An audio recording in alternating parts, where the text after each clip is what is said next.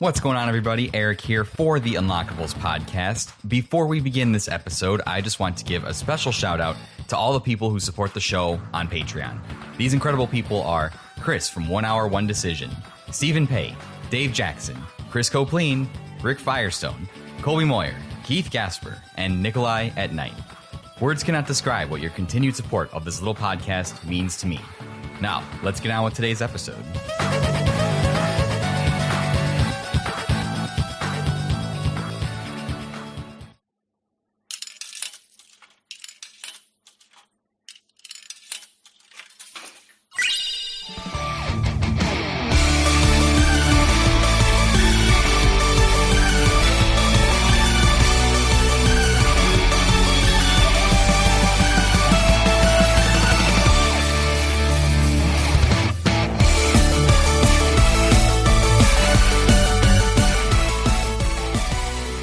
What is going on, everybody? Welcome back to another exciting episode of the Unlockables podcast, the story of video games, the people who play them, and the memories made along the way. As always, I am your host, Eric, and I'd like to thank you for tuning in wherever, whenever in time and space you might be located. It means so much to me that you would be willing to hit that play button and engage with the podcast. And with that being said, if the episode title and my little pun weren't enough, we're going to be talking about Fire Emblem Engage on the episode today, but I couldn't do it by myself, and we're burning the midnight oil here to get a venerable all-star cast, an all-star panel of podcasters to talk about this game. So without further ado, let me bring them in. First of all, let me introduce you to a returning guest on the Unlockables podcast and a person who I had the pleasure of talking to earlier this year for one of his fireside chats. It is, of course, Nick from Friday Night Gamecast. Nick, how you doing tonight, sir?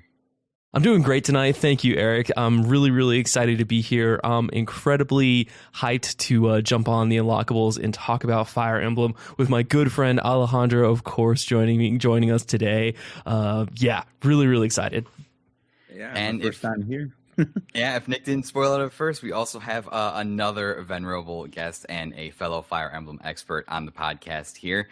The host of a Random Gamers Corner is my good friend Alejandro. How are you doing tonight, sir? I'm doing very well, and I am just stoked. Like, it's like being a celebrity, except I know, like, we know each other, but like, I'm just like, holy shit, another person I follow and hear about a lot. Like, and now I'm getting to like guest on their show, but I'm doing very well. I'm just, I'm like trying to de-stress now from like rushing from work to like get to recording as soon as possible with you guys, because I know like y'all are like staying up way more longer, way in the future, staying up longer than you need to because of me. So yeah, I'm good overall. I'm honored to be here. Yeah, it's like you're like, wow, this Eric guy is way worse in person than he is on the internet. Yeah, fuck this. No, I'm just kidding. But yeah, this guy's fucking terrible. Thanks, Nick. I appreciate it. You're welcome. Wait, hold on. I don't mean to interrupt you, Eric, but is this your guys' first time doing a show together? It is, yes. Oh, yeah. Awesome. Okay, incredible. I'm sorry. Continue. I've been trying to get Alejandro on for a hot minute here. I figured this was with Fire Emblem Engage coming out. I had January targeted. I was like, oh, this is perfect. And then yeah, so I think this is going to be a fantastic conversation. Alejandro, I know you just got off work, but thank you for joining us. And you are right. We are burning the midnight oil here. I guess you would call it the Unlockables After Dark, and wouldn't want to do it with any other group of people. So thank you guys so much. But before we dive into the game of the hour, I just want to toss over to you guys real quick because we like to talk about video games. I want to know what you guys have been playing lately. If you just want to run down that list real quick. No, you want to take this first? I'll go ahead and go first. Yeah, no problem at all. Thanks, Alex. So I've been playing Fire Emblem Engage. Obviously, in order to prep for this episode, I have been really. I don't know if I can legally call it grinding, since you guys have probably gone through more than one route of this game, because I just barely finished my first run through of Engage in time for the show, which is fine. But it's also fortuitous because it leaves me with a lot of fresh impressions and fresh opinions and ideas from the experience that this game was able to deliver. But other than that, I've been having a blast with the Dead Space remake. EA Motive has knocked this one out of the park. If you're a fan of survival horror at all, or if you know about Dead Space but haven't ever gotten the opportunity to play it, this is the best that Dead Space has ever been. including both 2 and 3, especially 3. Obviously, we're not really regarding that in the upper echelons of what were the original Dead Space 1 and 2. We don't talk about 3, that's okay. We don't talk about 3. I respect that it's there, and I might play it for shits and giggles one day just to see what that's like. But yeah, so those are kind of been the two main that I have my primary focus on. And then obviously I've been playing stuff on and off. Obviously Vampire Survivors is a mainstay for me. I just keep going back to it. I'm trying to finish my my playthrough for the list in that. But I've also been watching The Last of Us show. And so as I've been watching The Last of Us TV show, I've been playing through part 1 as the segments of the show go on. So it's like I'm playing through as Joel and Ellie counter to Pedro Pascal and Bella Ramsey. So I have a really good time doing that. But that's it for right now.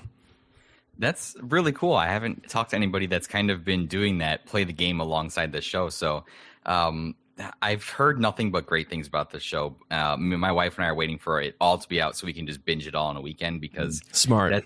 That's our preferred method of like watching TV now. It's like, man, weekly releases. What is this nonsense? Is this the mid 2000s? Like, give me all my show at once just so I can be an absolute degenerate and consume it all at once. So yeah, no, totally. And the nice thing about like our podcasting community or the people that we follow on Twitter is that most of us know the rules about spoiling like brand new content like that. So unless you're following some like try hard hype beasts that just want to post like clips that are spoilers from the show or anything like that, you don't typically have to worry about anything in terms of being spoiled of what they're going to do. But you know where that story is taking us. You know where the show is going to do. It's just going to make a couple diversions here and there. Right. We will be starting the Try Hard Hype Beast podcast in the middle of 2023. So look for that to come. So let's go. That's awesome, Nick. Thank you so much. Alejandro, my man, what have you been playing? Because I know you've been playing some stuff too. What haven't I been playing? But all of the games. Yeah, you've been playing every game, honestly. Yeah, my personal Twitter has been a hellhole of just mobile screenshots of different games at this point. Sometimes I'm just like, maybe I do have some ADHD or whatever the heck my girl told me that I have. And I'm just like, I can believe it now. But okay. Let's first off, like I just been I already been the first I already been a Doom 2016 game and then Doom 1. I'm in the middle of playing Doom 2. Nice. And then on the other side, I'm in a hellhole of completing all the side missions I could for Cyberpunk 2077 now. Because I know, like, all right, well, the story was but like, damn, the side missions are gold. But then now I'm just getting distracted with all these assault missions that are like 30 of them on the map. I'm like, you know what? Why am I doing this to myself? But it's okay. And lastly, so I won't like take up the time before heading into work, I was playing Dragon Quest 11 because I just felt, you know what? I need to like revisit this game. Maybe with a couple more a bit more grinding, I'll be able to enjoy this game again. And somehow I've been winning every boss battle I came across. So I'm like, okay, never mind. Maybe I'm out of that slump phase, and now I'm like back into the grind of like beating this game because oh my god, I don't know how many more phases it has, but so good time overall. Did you get hit with a difficulty spike in Dragon Quest 11? Yes, it was just kicked my ass like out of nowhere. I'm just thinking, okay, what am I doing wrong? Like, well, it's not like I'm doing wrong. It's more like, okay, how many bullshit skills or what kind of bullshit spells one of the bosses can do. And it's worse because it's a boss rush kind of thing. It's like one boss, two bosses, and that's it. But first boss, I'm not gonna spoil it, but like they're pretty good at like doing like area attacks. So like all your members are gonna get attacked. You're trying to heal everybody while also trying to like kill the other trying to kill the boss off before they can kill you, of course.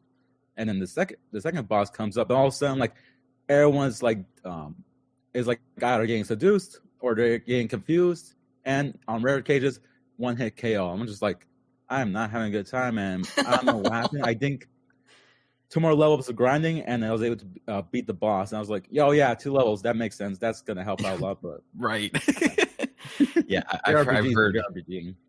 Yeah. Oh, RPG's an RPG for sure. That's what I've heard. I've been morbidly curious about Dragon Quest 11 because I think I would enjoy it, but I have heard that that's a really long game, and then there are some like weird difficulty spikes in there where you're like going along, all of a sudden you're like, I feel pretty good for pretty level, and the game's like, nope, you're not. Better go grind for a little while. So I think that I'm definitely curious about checking that out, and I'm glad that. So overall, have you been enjoying Cyberpunk as a whole experience?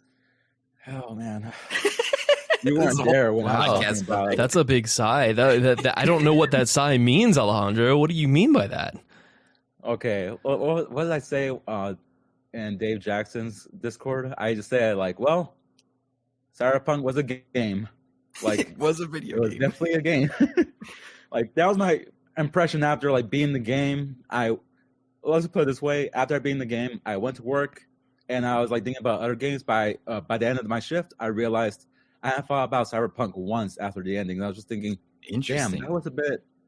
didn't leave much of an impact on me. And I was just, like, thinking, and when I was trying to make a review of it, because I didn't want to, like, shit on it, because I know there's, like, some good in it, but I was just thinking, okay, imagine the story never happened. What is there to appreciate? And I was like thinking, like, the combat, the side missions, the character writing, like, beautiful, amazing. It made me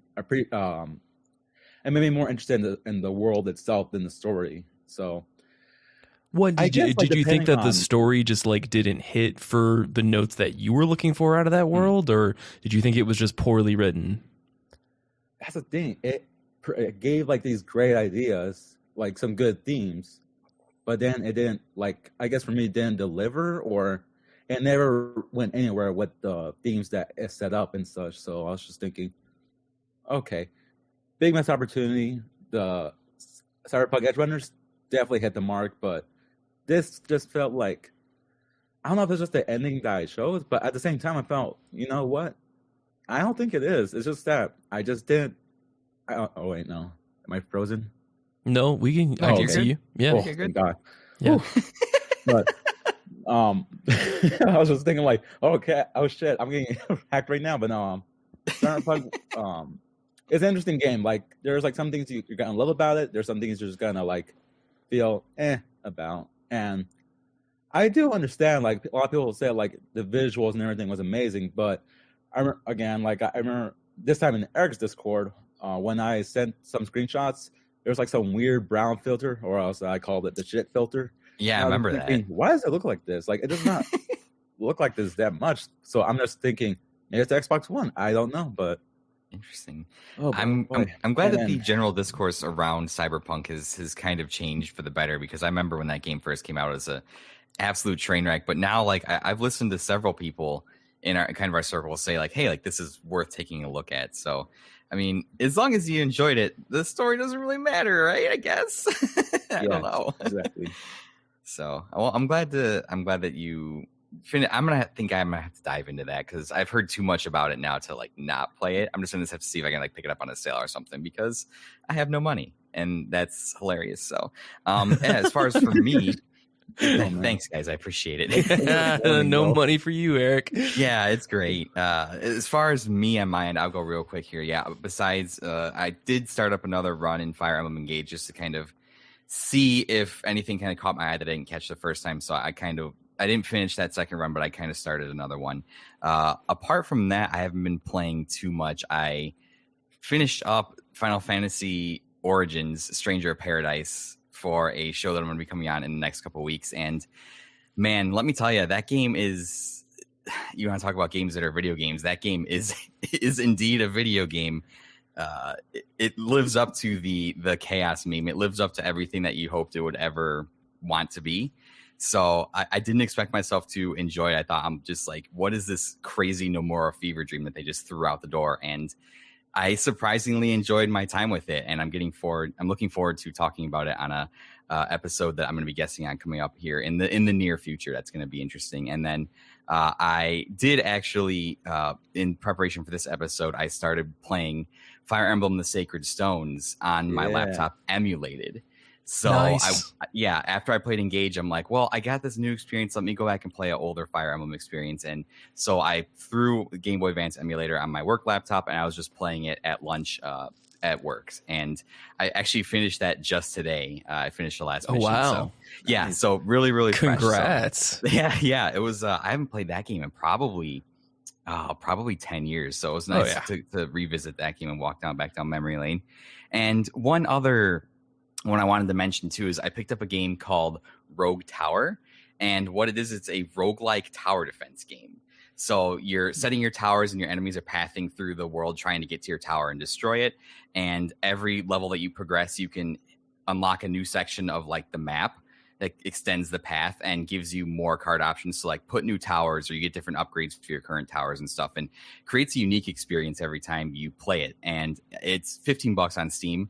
I saw a YouTuber playing it and came on randomly, and I was like, oh, this looks really cool. And I decided to try it. And I got that same feeling from playing Vampire Survivors, where it's like upgrading, and when you have all your towers on the map at once and all your stuff is firing and it's just chaos, it's a beautiful chaos. And it's something that I was like, oh, it's a tower defense game. I'll play this for 15 minutes. And I've probably put 10 or 12 hours into it already, and I'm not tired of it. And there's 4 different modes you can play. You can play single path, double, triple, and quadruple path. And there's just so much room there for strategy and customization and unlocking new skills and towers and stuff that, like I've put 10, 15 hours into it already, and I haven't gotten tired of it. So Rogue Tower, for anybody that's interested, it's a smaller indie game, but I would say it's this year's Vampire Survivors, although I don't think it'll have the popularity of Vampire Survivors, but definitely go check it out. Neat. And I'm sure that'll come on a Steam sale. We've got all the Steam sales just got leaked for this year or announced, and we've got one coming up in March that I'm sure is going to empty some pocketbooks. So, definitely give it a check out. So, with that being said, guys, any other words before we move on to the game of the hour? Well, I'm just jealous of any of you Steam players, because I feel bad whenever like indie game developer like follows the podcast, and I'm just thinking like they're interesting games, and I'm just thinking like, oh man, I would love to play that, but like, again, it's becoming a running theme for the podcast. My shitty laptop, God bless it for sticking around so long, but I cannot trust it to play high-end games or any game in general, at least for now, until I upgrade. But that does sound pretty cool. I would be a sucker for something like for a game like that. It is a smaller game, so the install size was less than a gigabyte. So might be something that you might be able to check out. And I'm a sucker for those types of games too. And I'm like, yes, you're not taking up 200 gigs of my space on my hard drive. Perfect. All for it, baby. Let's go. And those 70 gigabyte Warzone updates up in here. Oh my God, get out of here. Fucking Call of Duty. Why can't you make your file size a smaller, Activision? Jesus. You can't compress from why here. It's terrible. Right. Just hit the compress button. It's that easy, right? I mean, God. Well, gentlemen, with that being said, let's discuss why I've all gathered you here tonight in the dead of night. And if you don't know by the episode title by now, of course, we are talking about Fire Emblem Engage.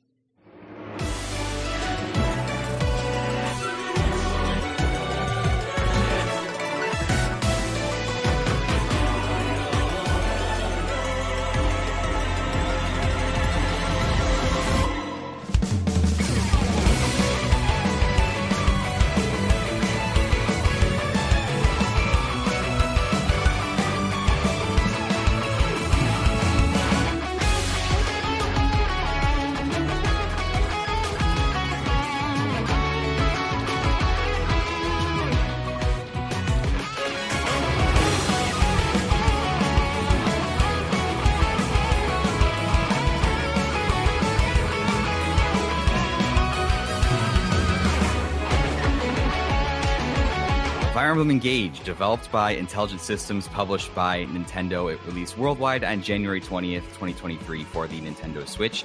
It is the 17th mainline entry, not counting your Warriors, Heroes games, etc., stuff like that, in the Fire Emblem series, and got pretty good reviews when it came out. They're kind of mixed across the board. It's got an 81 out of 100 on Metacritic, 9 out of 10 for Game Informer, 7 out of 10 GameSpot, 36 out of 40 for Mitsu, and a 9 out of 10 for IGN.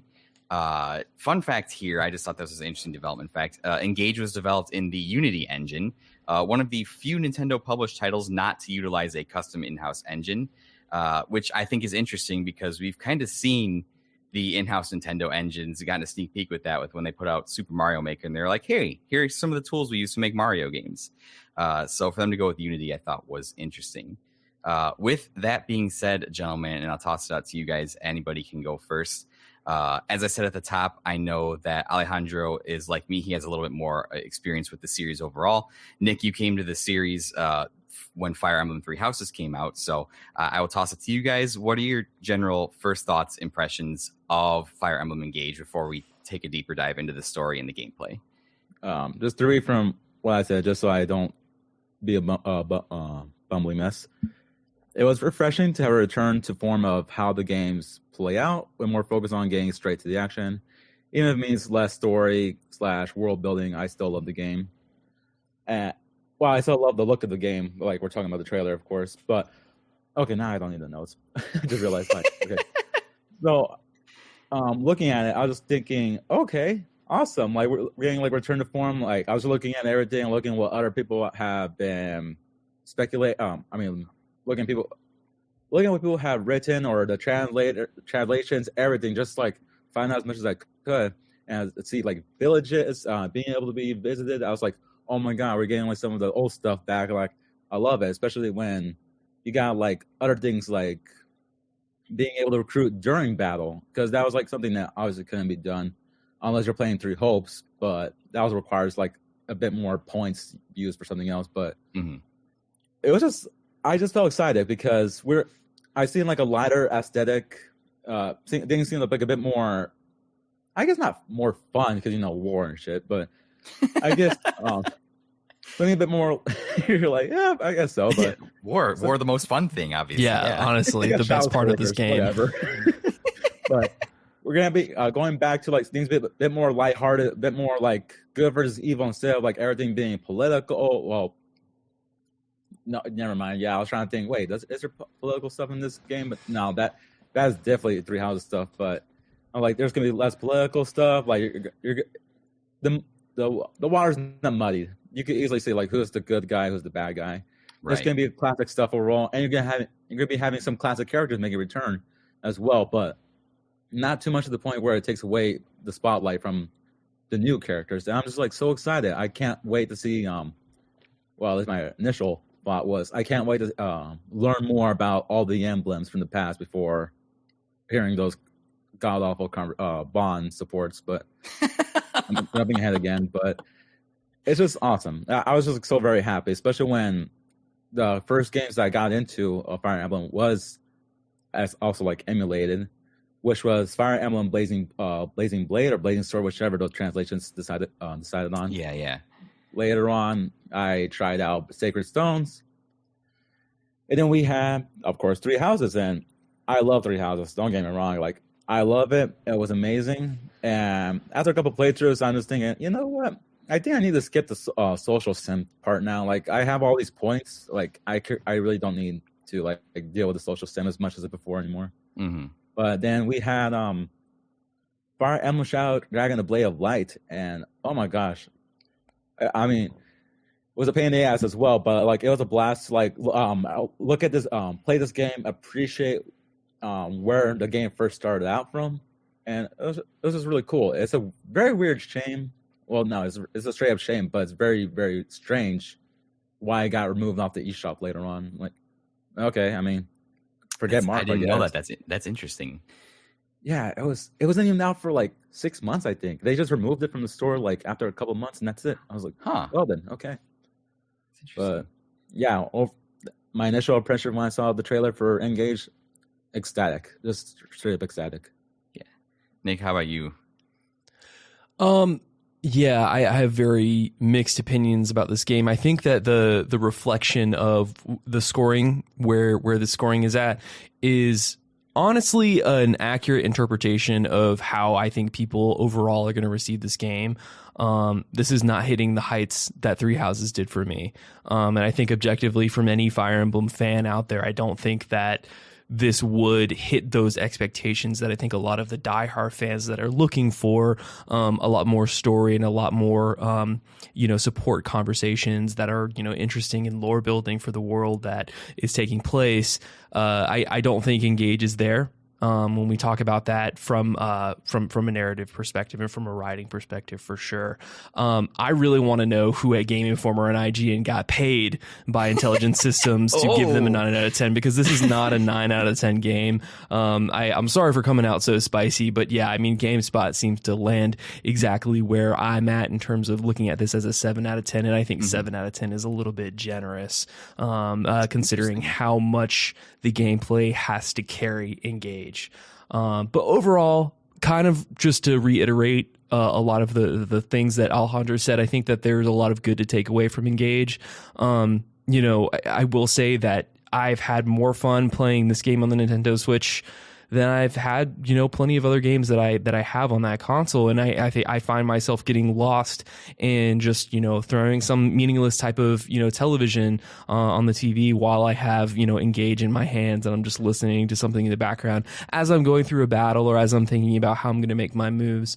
So it was a good game. My history with Fire Emblem, actually, just to be clear, I did start with Sacred Stones, which is why it's so exciting to hear, Eric, that you did. Okay. Yeah, that you picked that up. That was actually my very first introduction. It's a funny story how I got there, but that was my first introduction to Fire Emblem as a series. I dabbled with Blazing Blade. I had a cousin who had the N64, or excuse me, the GameCube at the time, and so he was playing Blazing Blade, and I played a little bit of that with him. Excuse me, no, not Blazing Blade, the Ike's game.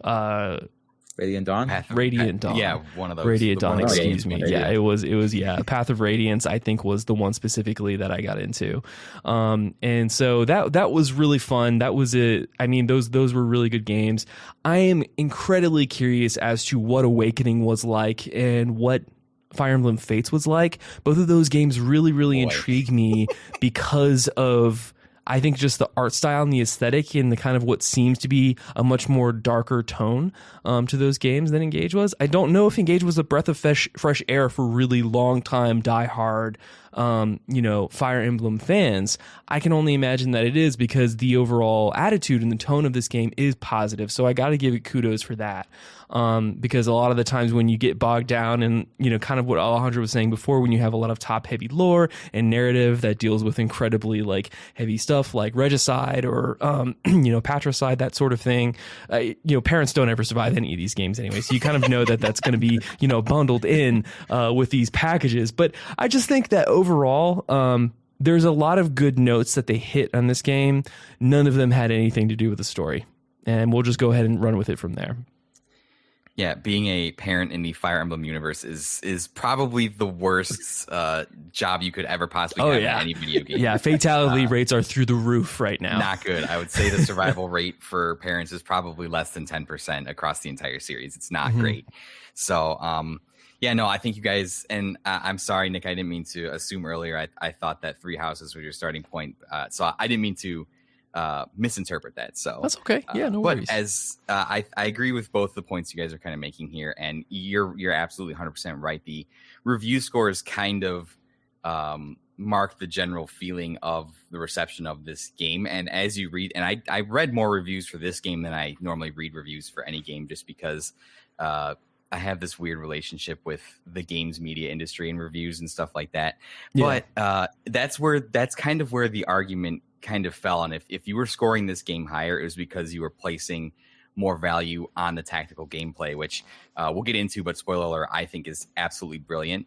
And the lower scores were tending to score that because, yes, this is, for all intents and purposes, a massive departure from the environment that 3 houses set up. And this was intentional. I have here in my notes that Genki Okada was a producer over at Nintendo EPD Group number 2. He noted that for a lot of people, multiple pathways and multiple options to proceed through the game might be overwhelming to some people. And for me, having played all 3 paths and spent over 100 hours in Fire Emblem 3 houses, it can be a little overwhelming to have to play all those different routes, but it definitely makes for a more engaging story. So he said that they purposely went in and they wanted to focus on polishing the tactical gameplay as much as possible and really have the story serve as a segue to get you into those tactical combat situations, because that's where this game absolutely does shine 100%. And it is reminiscent of older Fire Emblem titles that have that kind of streamlined, compressed story. A lot of these games don't have like these multiple branching story paths. I mean, you get a little bit of that stuff. Blazing Blade has that, but for all intents and purposes, Lynn's story is a tutorial, and Allywood and Hector's story are relatively the same. Yep. There's some key differences there. Fate's Conquest and Fate's Birthright are the first where you kind of get like this branching two-sided story, but they try to do the Pokemon thing with that, and we're like, we're going to release multiple versions of the game when they should have just like made paths in the same game. But I digress. That's a whole different story. Personally, for me, I think I can come down on the other side of the fence, and I actually enjoyed this more than Three Houses. The biggest problem I had with Three Houses was by the end of it, I was just so tired of going back to the monastery after every single battle. I pretty much by like halfway through that game, I had all my units set in their gross and what I wanted them to do. So to me, going back to the monastery was like, really have to do this again. I have to spend all my points and I have to fish for 7 hours to level up my professor level and all this other stuff. And the fact that you have somebody set in a skill set in Three Houses, and then they're like, "Hey, can I not do that anymore for no reason?" No, you fucking do what I tell you, you stupid little shit. I am the professor here. You pick up the spear and you stab the soldier. Right, exactly, 100%. But yeah, I think that I came down on the older school Fire Emblem fan side of this conversation, whereas I thought the tactical gameplay, I thought it was so polished and so brilliant in this game. And I'm sure by now, and I haven't watched a lot of videos, but I'm sure by now people have already found ways to absolutely break this game with all the emblem rings and the different stuff you can do with skills. I'm sure some people have absolutely just destroyed this game. And yeah, I also agree with you guys 100%. The story is not the strongest, and for me, I love politics in a Fire Emblem game. I think that despite how linear they are, the earlier titles did do a good job of having some of that political intrigue in there. I think the political environment of FE7 and FE8, when those games take place, is super fascinating, and they do a good job of conveying that despite the fact that they were limited by the Game Boy Advance at the time. And I absolutely love the political intrigue and all that stuff that goes on. Fodlan in Three Houses feels like a living, breathing political entity, and there's so much subtlety there with different competing nations and the church kind of controlling everything. And there's a lot of opportunity for great storytelling there. And yeah, Engage is a pretty much by the numbers, by the book, good versus evil. You know who the good guys are, you know who the bad guys are. And while I don't necessarily think that's a bad thing, it's definitely whiplash coming off of Three Houses. So, but all in all, I love this game. I had a great time with it. And I just think the gameplay was so strong, at least for me, that it was able to cover up and compensate for a lot of things that I felt were lackluster. And while I enjoyed the social aspects of Three Houses, I'm definitely glad that they were pared back a little bit in this game and made it a little bit more manageable to the point where, yes, there still were social sim aspects, but they're not forcing you to go back to the Somniel after every battle. And I thought that was great to give the player that choice to say, hey, engage with the social sim stuff as much as you want. So without stealing, I'm wandering into gameplay and all that stuff territory now. So with that being said, let's kind of move on and talk about the story synopsis. And I'll give a brief story synopsis here, and we'll kind of dive into it.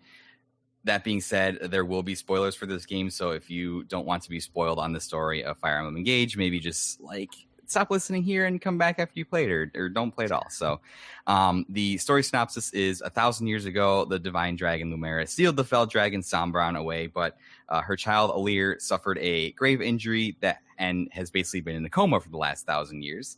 And when you awake, you come to discover that the fell dragon Sombron has escaped from being sealed, and you embark on a quest to collect the emblem rings, which are the MacGuffin thing in Fire Emblem Engage.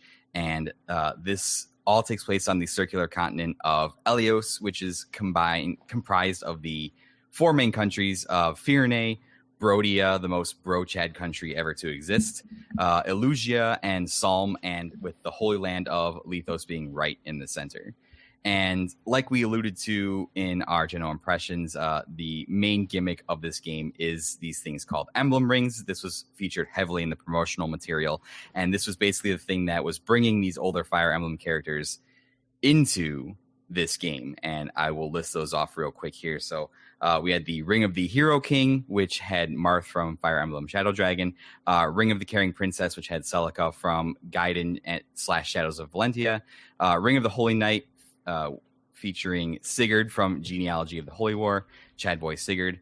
We had Ring of the Sage Lord featuring Leaf from Thracia 776, Ring of the Young Lion featuring Roy from FE6 Binding Blade, Ring of the Lady of the Plains featuring Lynn from Fire Emblem 6 Blazing Blade, Ring of the Azure Twins featuring Erica and Ephraim from Fire Emblem Sacred Stones, Ring of the Radiant Hero featuring Ike from Path of Radiance and Radiant Dawn, Ring of the Dawn Maiden featuring Micaiah from Radiant Dawn, Ring of the Exalt Princess featuring Lucina from Fire Emblem Awakening, Ring of the Crux of Fate featuring Corrin from Fire Emblem Fates, Ring of the Instructor featuring Byleth from Three Houses, and Ring of the Connector featuring Alir from Engage.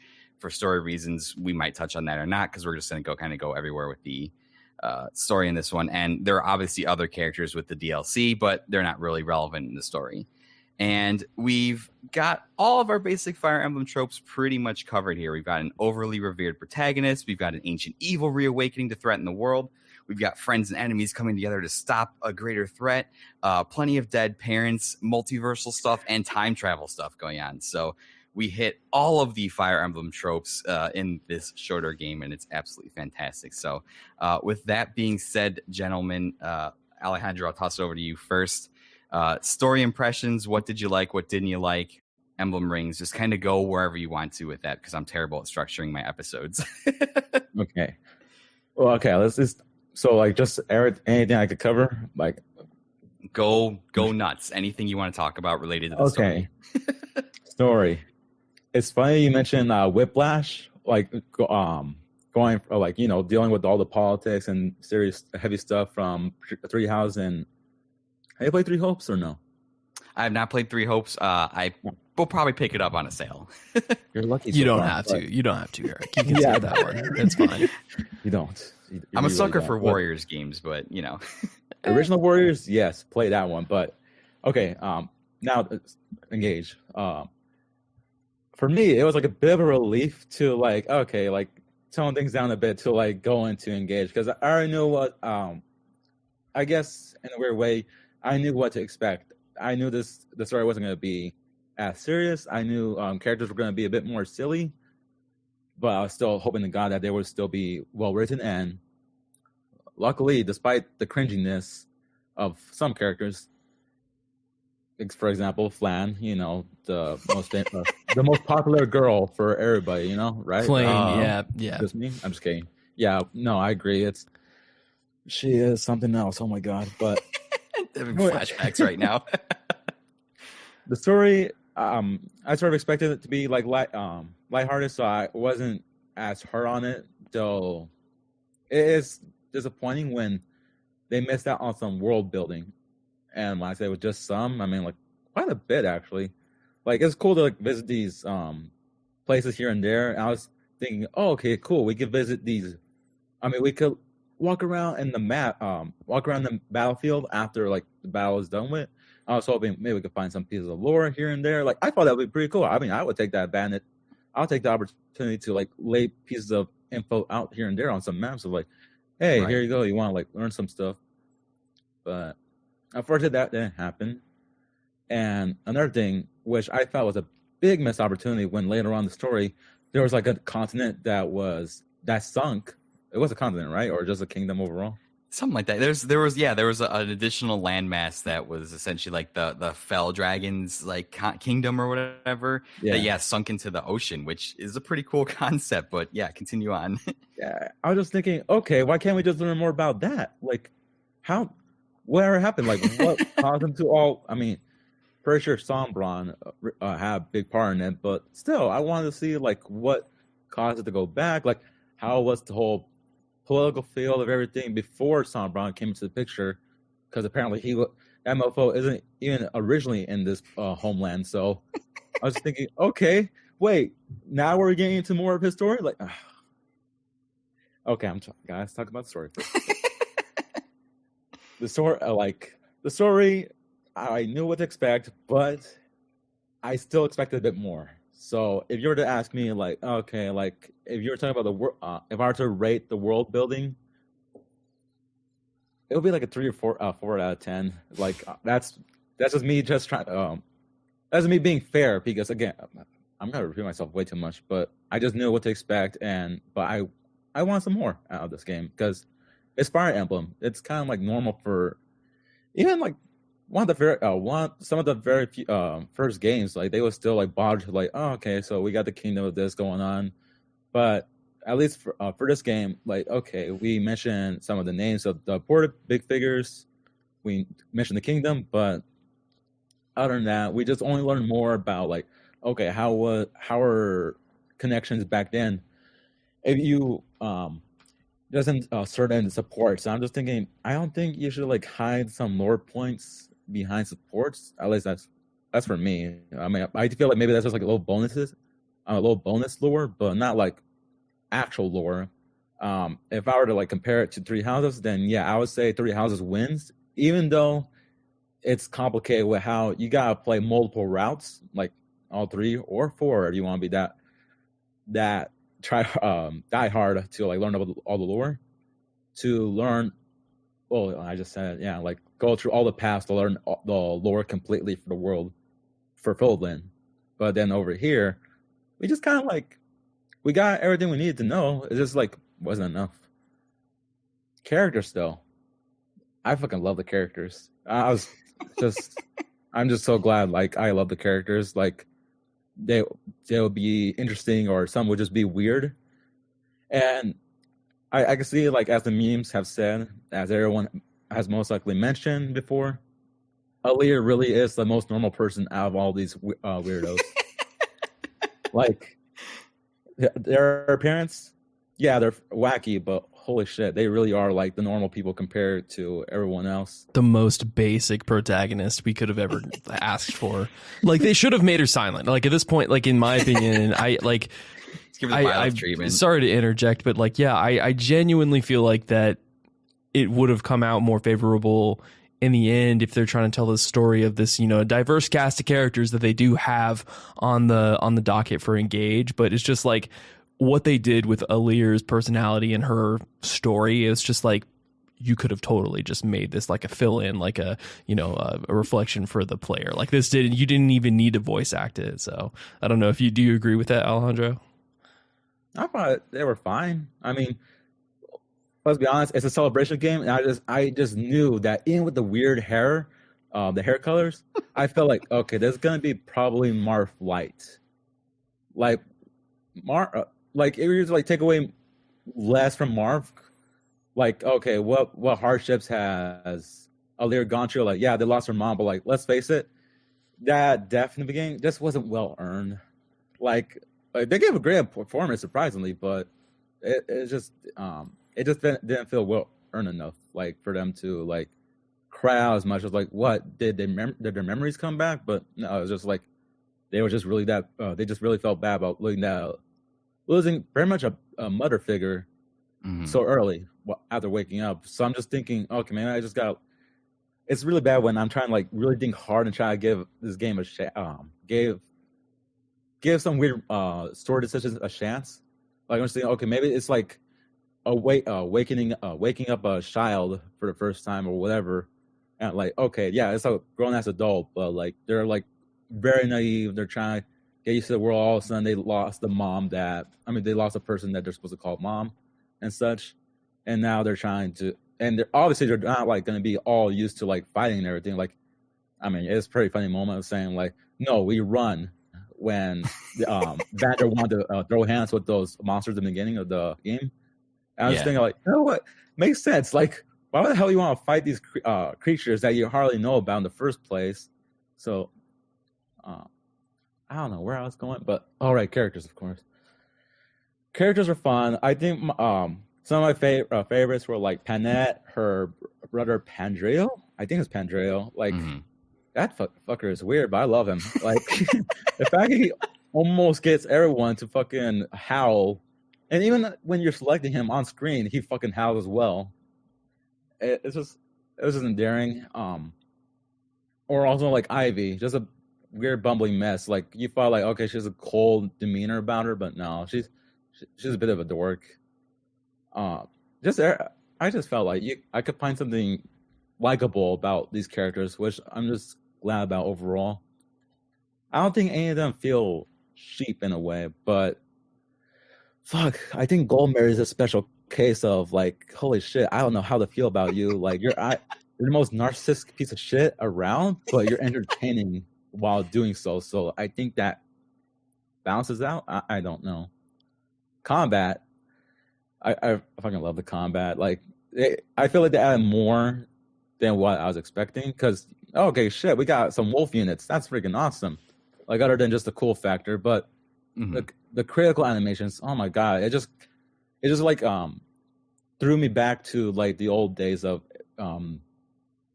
what was it, 8 bits? Fuck, I always forget like how many bits those were. But it was more than 8, but I don't Game Boy Advance days when those those little animations were just like the coolest things to ever see. And those ridiculous to see a horse like jump up into the air perfectly timed with Raph like firing off an arrow, of course. It's just everyone looks so cool, and I think some people will complain about this, but I think it's a good thing that class changes were a bit more limited, because at least now like it can focus more on the strategy. Like okay, you can't just have everyone be like OP and just change on whim. Like sometimes these changes gotta be like important. Like okay, you gotta use most of these master seals, but after that you gotta be ready to face this next battle, or else you got too busy messing around, and now you got disadvantages in too many places, and now you're like having to deal with either having units that have too many disadvantages, or having these units that you put on the bench by accident, or well, yeah, sometimes it feels like by accident that you put some units on bench. I think that's another complaint I got. A lot of great characters, but holy shit, the way you just pick them up is like rapid fire. Like that was breakneck. That was like a whiplash to me. I was just thinking like, wait, where are my other units? And I'm like, oh shit, I'm using these ones now. So now, I mean, if you were to complain about, sorry folks, I am very cold, so my voice sounds shaky. I'm in the garage. Let Alejandro cook. That's basically what I'm doing right now.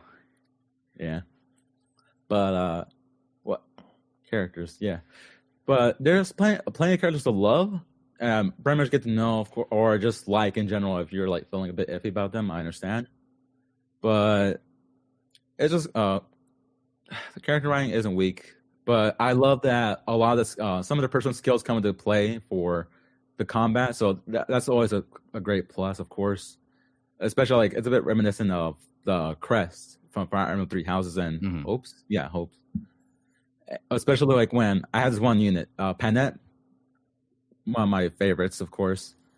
Wait, actually, no, not of course. I mean, my first favorite was Marianne from 3 Houses. So the fact that like it's a complete personality change of a favorite character, but for example, her personal skills that whenever she is damaged, her crit chance goes up.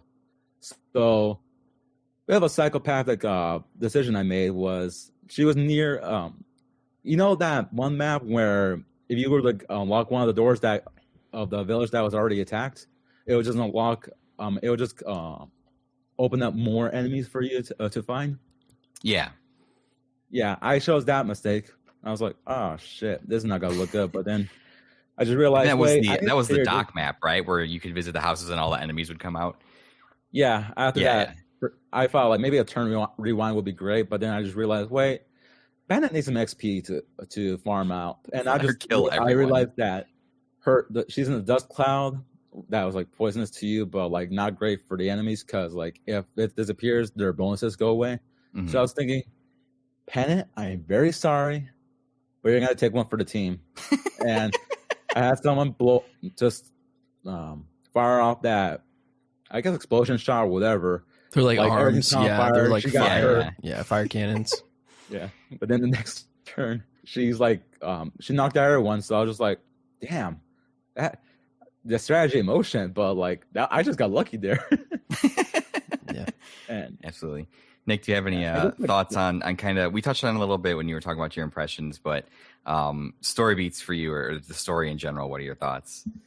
Yeah, story for this game. The lack thereof story for this game. Alejandro really did cover a lot of it. As we've set up to this point, this has been stripped back. I'm going to be honest with you guys. This is a Nintendo, like almost nearly the closest thing you can get to a first party title. I mean, Intelligence Systems, the development team, the EPD group, like they are at Nintendo and they are making sure that these Fire Emblem games are up to snuff for like the Nintendo properties. And when I see stuff like what's in your notes, Eric, about the producer Genki Yokata talking about how it's like, yeah, we wanted to focus on the gameplay and that obviously we didn't want to have multiple branching story routes, which is correct. For this game, you don't have branching story routes, but I don't accept the fact that they wanted to perfect the gameplay as an excuse for not writing an intriguing story or building a cool world for Engage. And I think that there's a lot of easy ways they could have done that in this game. This story played out by the numbers. You have your hero's path, obviously, and this diverse cast of characters. Obviously, the cast of characters themselves are the selling point of Engage. I want to know more about Diamant. I want to know more about Yunaka. Like all of these, like really cool characters that Alir comes into contact with over the course of the journey in this game. They're cool, ostensibly from the outside. The character design and the actual artistic direction in this game is really impressive. Like, legitimately, like, it is a very beautiful game to look at, especially, like, even deeper than just the actual, like, game itself when you're, on the Switch and playing. The actual character design of, like, some of the concept art that they created for this game and a lot of the stuff that was included in Alejandro's really impressive collector's edition, that art book, everything there. Yeah. Like, I believe the artist who, like, spearheaded the actual project for Engage, I think her name was Mika Picasso. She has a very specific style that she's going for, and I think she nailed it on a lot of fronts here. A lot of these characters, she's leaning very heavily into a lot of like French fashion design when she's designing a lot of the outfits for the characters. And I saw something on Twitter that somebody said is like, fuck man, how cool would this game be if like the characters were actually French and they had French accents, or they brought in French voice actors, or English voice actors could do really convincing French accents. I think that would have been incredible to have this game, and it would lend a certain sense of authenticity, and it would make me believe the world that they're in. I think that, Sombron as an antagonist is like, meh, okay. Obviously, the foil at the end that they have, like some of the twists and turns that it takes at the end, I feel like it's kind of like thrown in there because it's like, oh, we have to be crazy at the end of a Fire Emblem game, so this is the best that we got. I believe that the writer for this game is Nami Komuro, and they were involved in several of the projects leading up to this. But the writing team from Koei Tecmo, who were responsible for the storyline in Three Houses, is sorely missed in my opinion. They made the most vanilla, the most basic characters with two-dimensional motivations. Everybody's parent dies or gets threatened to get killed. Literally every single character in this game, whether it's like the royalty in the houses or it's like the random people who are attached to those royalties, their parents got slaughtered by bandits, or literally like the main characters, like parents, like get killed by the bad guys in this game. I think the Four Horsemen, the antagonist of this game, again, interesting character design. I think it's really cool. The one guy's a straight up sadomasochist, which is hilarious. As always, we always need at least one of those in a JRPG, right? And I think that there is enough there and enough clearly enough of a cast for you to make something interesting. But what they didn't do in terms of the voice direction, in my opinion, is they didn't let people go crazy. If they let some of these voice actors go a little bit bonkers on these roles and have the actual like the writing for the characters and their motivations be real and connective, this game could have been an outstanding hit. This could have been like a title that was in the entry of like some of the upper echelons of any Fire Emblem that we've ever gotten. But unfortunately, you got like, oh no, I'm nervous in social situations, so I'm going to bow every time I do my closing thing. Or, oh, I like tea. Do you like tea, Ike? Yeah, I like tea a lot. A lot of the sort of stuff like that when you have your support conversations whereas, in contrast to Three Houses, you had people talking about the fate of the country that they were serving or how they're being pulled in two directions because they have a family lineage that makes them the sovereign of more than one actual nation at the same time. Like they had incredible motivations and reasons for why characters were doing what they were doing. Whereas, like, in this story, Alir is going through the circle of what is this map because bad guy is bad and we have to stop bad guy.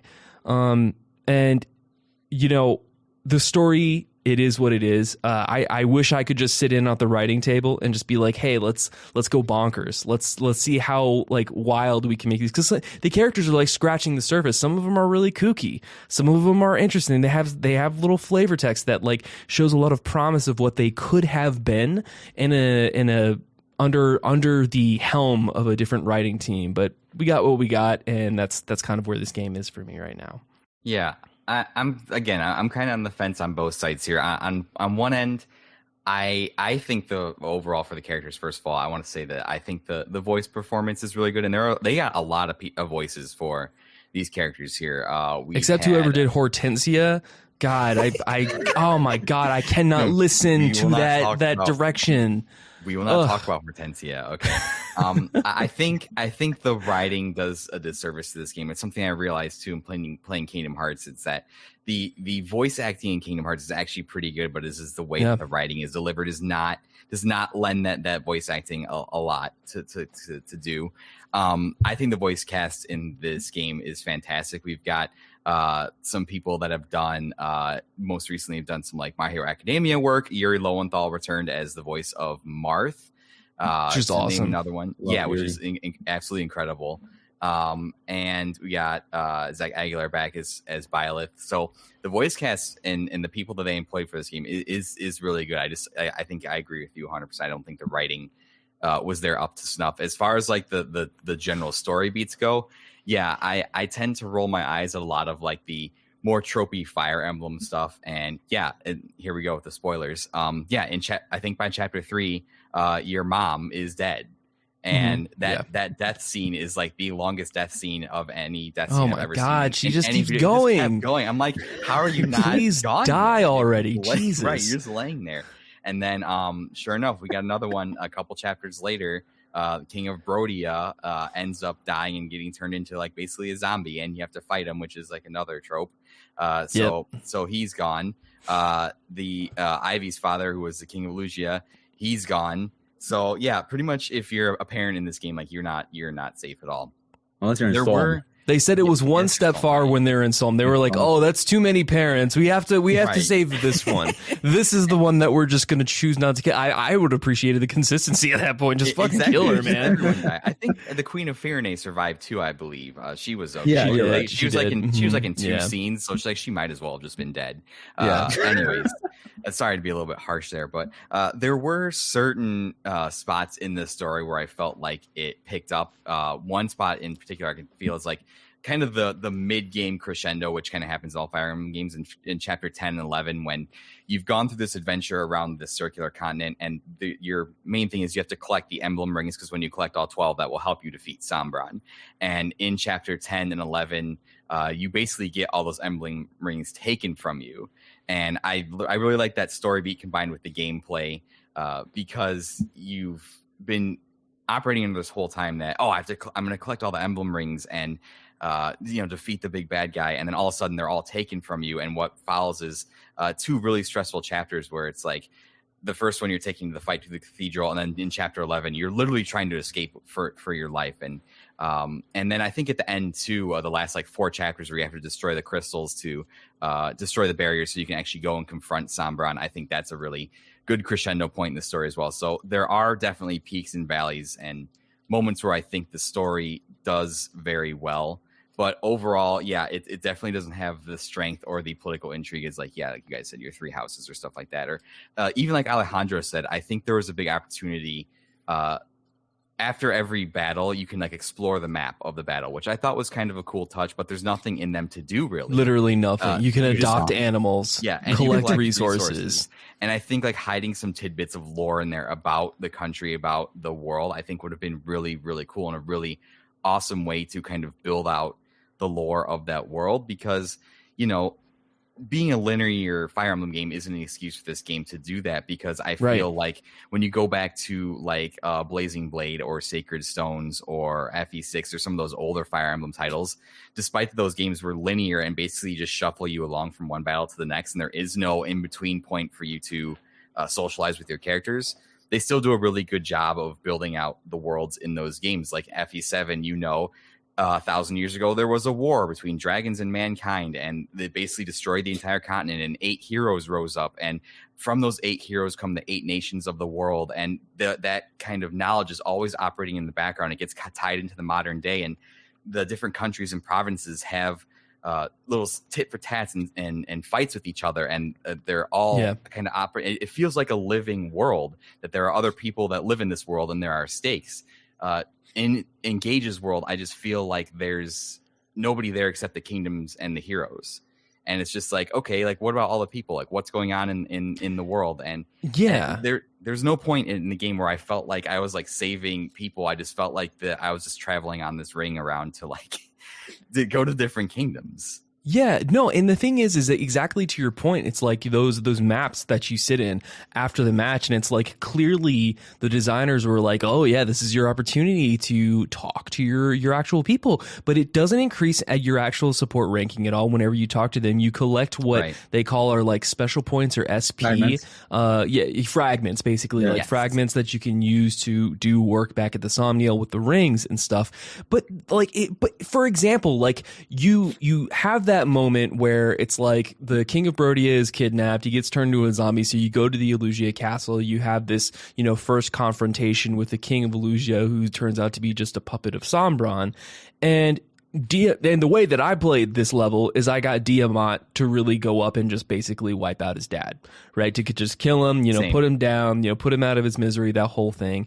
And the fact that you have that, and I think that there, you know, in the actual game itself, the text that you have from the king, and then obviously the interaction between, you know, Diamant and his brother, whose name escapes me at this point. That's Alchrist. Alchrist. You know, remember like that was touching, but then like you finish and you're in, like you're waiting to go to the Somniel or go back to the world map, you're waiting to do the next thing, and like it'll show up with like a blue circle with like 3 dots in it to talk to like Diamant, for example, and he'll be like, you're a really good leader, Alir. I will follow you to the end of days. Here's 250 fragments. And it's like, bro, you just killed your dad. Like, do you have anything else to say to me about that? Like, it's basic stuff like that. Basic stuff where he's like, where you could have like the character literally just look crestfallen and then say like a heartbreaking line, like a really like punchy one-liner, like I never want to fight again or something like that. Right. And it actually means something, and it make the world feel real and lived in, and like you were saying. And again, like, you know, we talk about this diverse cast of characters and the fact that it's a light story. I seriously think that it was, I don't know, I don't want to go so far as to say it was a misuse of IP, but it definitely was a little bit of a fumble when you terms of you have all of these protagonists from all these games together, but none of them ever actually really acknowledge each other outside of the bond that they're in with the person that they're in. And it's like you could have a situation where Corrin could be talking to Byleth or something like that, or they could have like beef with each other because apparently they've been sitting in these rings, they've been in this world for a long time, so maybe their spirits have been interacting, and we feel like you could have like fucking Erica and her brother have like complete like total like beef with like you know, Roy and Micaiah or something like that. Like that would be awesome. That would be so interesting, and be like, and you could like figure out later on like why did they hate each other, what happened, how did they meet, or like what's their interactions here. And it's just, you know, there's a lot of potential that went wasted, and that's more of what bothers me than anything else, as opposed to what the game actually is, which I appreciate it for sometimes. True. Yeah, man, I got to rant about that now. Go ahead, Alejandro. I saw you react to it, so yeah, go ahead. Like, adding on to what you said about like after finishing maps, I was like liking that you could talk to some people, but after a while, I was starting to get, well, and lighter, put it lightly, aggravated on how, okay, so can we just like, is there an option to like shut off the whole fragment talk thing so that like I talk to these people like normal people? You just don't do it. You just don't do it, so and you weird. collect all the fragments whenever you leave the map, and they automatically give it to you. I know, like unless it's kind of hard like to know like who is going to talk to you properly and who's not. So, because it's so weird, because they had the ability, like here's what I would do if I were to be making this game. Have the ability to, okay, just do the fragment talk. Okay, after this shit is done with, talk to them again. Okay, now they give their normal speech. Like I would do it that way at least. Or just don't, if they were like important characters to the story, don't make them do the fragment talk at all. That's what I would do. That, and I do find it cool that depending on how a unit performs on the map, either they were doing very well, like they were killing some of the opponents, they're like, hey, look at me, I did great on this battlefield, I grew a lot today. Or unless you're doing badly or a character is like was close to death multiple times, they would say like, oh man, I took a beating. Like they're able to like make that kind of thing happen, like, you know, have those characters react accordingly to like how they performed in battle. But like, come on, you gotta have them at least react accordingly to this plot too. So that's something I want to add to. And another thing with the emblems, yeah, man, like I mentioned earlier, I was so damn sad like we couldn't learn more about the emblems, because as the meme goes, like, oh man, I feel so bad about myself. Like, oh, don't do that, that's terrible. And then, oh, okay, yeah, you're right. I feel better now. I'm like, what the fuck was that? My like, depression is cured. I'm so sad. I mean, the only time we ever get, from what I've seen in screenshots, the only time that an emblem would be talking to another emblem is like either in the story, but that's just like basic shit. It's saying like, oh yeah, we gotta fight evil together. Like, yeah, like as Nick said, there's like plenty of opportunities to like learn how they got into these kingdoms, or how are they communicating with each other. Like, could they even communicate with each other if they're close or far proximity? And just lastly, like again, like I seen the screenshot of Soren and Ike talking, and I'm just like, okay, but is that going to be a thing that could happen throughout the game itself, or is it just like, okay, only important for this story thing? Is it was plenty of missed opportunities for the emblems, because like for a celebration game, I feel like you should like really dive more into the history of these characters, and you want to make people actually care about them more than, you know, before. Yeah, I agree with you. I feel like that was a big miss point too, where it's like all of these 12 emblems are tasked with like protecting the world essentially, and we only get like, there are a handful of scenes where like one or two of them will interact, but we only get like one big scene, which is like on the boat. I think I don't remember if it's like before or after the boat mission, that they all get together and they're like, okay, like we can like kind of talking about, hey, like as emblems, like what do we need to do? And we have like this one thing foreshadowing this like one thing they can do with their power when they're all together.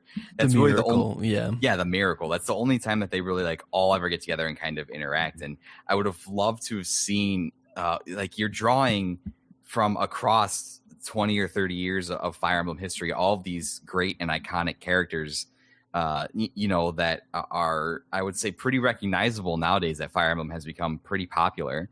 And you're just missing opportunities to have them kind of engage with one another, no pun intended.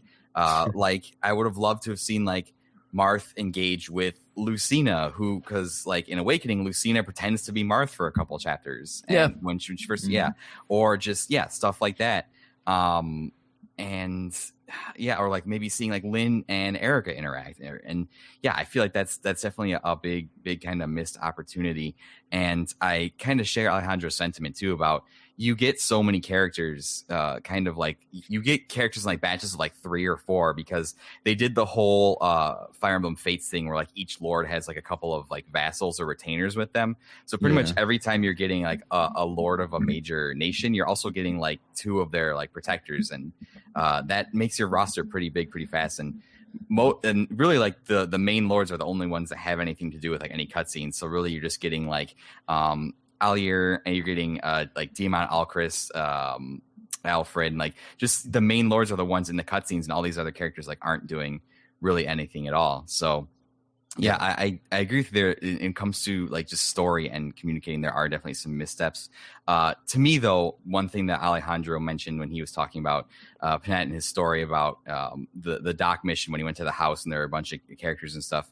To me, the organic storytelling that happens via gameplay in Fire Emblem, and especially in Engage, is always really good. And to me, that's almost more important than the actual written story. I know it's important, but to me, it's like, oh, I sent Louis off to to visit this village, and like he got surrounded and he had to like hold off all of these characters, and there's like a chance that he could die because he was attacked by people that could do crits and stuff, but he managed to pull through. Or I had a unit hold off a choke point, or I got surrounded by units because I didn't know they were coming. And those moments like that organic storytelling are really what I love, because it makes for some really interesting or really heartbreaking moments where it was like, I took this gamble and this character got surrounded and he died, or I took this gamble and a couple of my characters got put in a really bad spot, but they managed to pull through. And it just kind of creates this like unique narrative experience that is unique to your playthrough. So I think on that end, especially with which we'll talk about here in a second, the gameplay, the depths of customization you have with the emblem rings and the different people that can have the different abilities with the different emblem rings,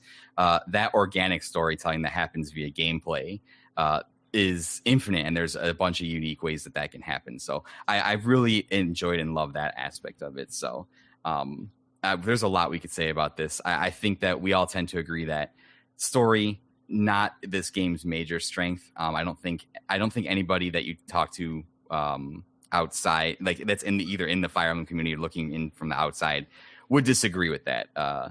But this game was meant to be like a nostalgic celebration game, and the story obviously wasn't at the forefront of their thought. But that being said, we are running against a hard time limit here, so we got a little bit of time left. And I do want to shift over to where I think this game absolutely shines, and that is the gameplay. Just to kind of give a brief synopsis of some stuff that came back in the gameplay here.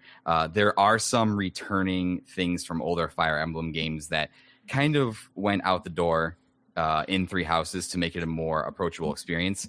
The big one, and the one that everyone on Twitter's probably heard me screaming about since it was announced and that we got back, was the weapon triangle. The standard swords beat axes, axes beat lances, lances beat swords. Father, the Son, and the Holy Spirit, yes. If you will. The weapon Holy Knight, if you will. Yes, the weapon triangle is the one true religion. I will not be taking any phone calls. I love that they brought this back. I know it's kind of like a cliche rock, paper, scissors thing, but I think it just adds a little bit more depth to the tactical decisions you have to make. I know that it's not quite as freeing as Three Houses, but I'm sure we'll touch on that here in a second. And also, I think it's hilarious that fists break tomes and bows and stuff like that, where it's just like, oh, you have magic? I'm just going to run up and punch you in the face, and then you won't be able to do anything about it. This is America. We don't need no magic. Seriously. Here, just punch you. Drawing hands works. Yeah, exactly. The main mechanic, which I think we'll touch on here, and I have some fucking dumb stories about just the emblem ring mechanic here, but the emblem rings are the main mechanic where you can essentially give an emblem ring of a main Fire Emblem character to a different character that gives them certain bonuses depending on like what that emblem ring is all about. And it also is the way that these characters inherit skills. So it offers a really, really deep well of customization that I'm sure that you can just absolutely break this game when you find the right combination of characters, emblem rings, and skills. So I'm sure we'll be seeing all of the YouTube compilations about that. We touched a little bit on the Somniel, which is like the monastery from Three Houses where you go back to, and that's all your social sim stuff. And then we touched on a little bit of like the enemies and the villains, the Fell Dragon Sombron, the Four Hounds that are basically like the generals from Sacred Stones, or the Four Fangs from FE7. Your standard group of antagonists or minor antagonists that you fight throughout the game. So that being said, Alejandro, I'll toss it to you first here because you already kind of started dipping into some gameplay stuff.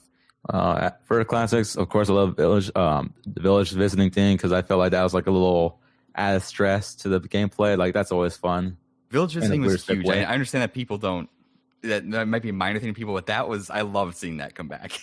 Yeah, we were like talking about it. I was like, oh yeah, I can't wait to see how people react to this. But right. Other than that, then also like recruiting during battles, which like I put in the notes, it wasn't up to my standard. Not enough. Not enough of that. Not like enough. Yeah. what was it, 2 at most, maybe 3, 2, and that was it. Yeah, 2 that just weren't like given to you. Yeah, maybe 3 like for a couple at the end, a couple of those surprise ones, but it just wasn't enough. I was just like, what happened here? But I was just thinking, you know what? Maybe a hot take, but the next Fire Emblem game should be about mercenaries. Forget about the fucking lords or retainers. Straight up mercenaries. Make that the recruiting thing now. But that's just me. Oh shit! I cracked my shoulder. Damn. Anyways, for game intelligence systems, call Alejandro. Cracked my shoulder. Goddamn. But I find it cool that they added physics to the damn gameplay, even though they really don't. It's not often they. I mean, there's no reason for them to do so. But I'm a sucker for physics, so like seeing a character like, even if it's your own, weird, but fly off into death because, you know, they gotta be over dramatic with their deaths, and it's like break a barricade or break a barrel if they fall into that direction of that object. Yeah, I was like, holy shit, that's cool. I was like, wait, that's not scripted or anything like that. So after a couple of times, like, I just got used to it, but I was like having so much fun with it. I was just thinking it just makes the battlefield feel a bit more dynamic. And yeah, the rings are them having all their strength and weaknesses is just awesome. Especially with Ike, like, of course, like being the chat he is, and though they nerfed his arms, poor guy. Well, they didn't just nerf his arms. I thought Ike was pretty lackluster as an actual emblem ring. Like, I didn't think that. Like, I kept him with Tamara for the most part, and I did not think that she was super impactful with Ike, and I'm assuming that it's because Ike's affinities just didn't really align with her, and I really don't think much about her as a unit in general. I've just literally kept her in there because of the story. But yeah, just for like, yeah, because I like setting up my team for like narrative lore purposes, so people have the opportunity to interact with other characters that might potentially have like touched their storyline at one point. But yeah, like, I mean, and I will say Ike is like one of the outliers, to be clear. Like, I thought the Emblem Engage were fucking awesome. I attached Sigurd to Chloe, and she fucking ate up everything. I turned her into a Griffin Knight like early on in the game, and she thrashed literally almost everything. I don't think I ever lost Chloe on any map that I played throughout this entire game. So that was really surprising, and then obviously like the speed buffs that Sigurd gives to her, and yeah, I mean, yeah. So it's interesting. I like to hear what you think about it, guys, because it's like, you know, on one hand, I think that most of them were really awesome, and I was super interested in like what Leaf has to offer to like the overall story. Like, it made me want to go back and play like the genealogy of the, you know, the Holy War, just to see like what his deal was, like what was he all about, if I'm getting his game correct. But yeah, so yeah, it's middling sometimes, but 9 times out of 10. Those emblems really did hit hard in terms of the way they manipulated their character in combat. Yeah, I think they're hoping for the gameplay to sell people on the emblems and being interested in the characters more than this writing itself, weirdly enough. But it was just awesome, man. Again, strength and weaknesses is just amazing. If you know, sometimes you get the weirdest pairings and they can work off perfectly. Like, I just thought, man, I think, I don't know what I was doing, but I guess I was just being dumb, and I put Celine with Sigurd just to see her like power through enemies very fast, even though that's not her thing to do. I was thinking, what is going on here? Like, you're kind of like having more fun with this than your brother himself. The female units ate in this game. They tore up enemy. Like, the female units showed up. Like, Chloe was awesome. Saline was awesome. Yunaka, fucking a thief, literally ate through a map. I mean, it's like she, like, a lot of the female characters were really, really strong. So I love to see that too. Yeah, Panette was the fucking beast. Like, yeah, paired up with Roy. Like, I felt like that matched her personality easily with, like, just being a fiery fighter. Like, even though she's trying to act all proper, but look at supports, there's a lot more depth there. And just like set the battlefield aflame with her is just like, it just feels natural. And just like what her characters, like, soon enough, I'll just think, weird pairings, they worked out perfectly. Even with my awfully promoted Anna, because I was too late to learn that she was more like she was meant to be a mage, not a fucking axe warrior. I was like, right, what the hell? Which is the weirdest thing, right? Very weird that they don't really ever tell you about.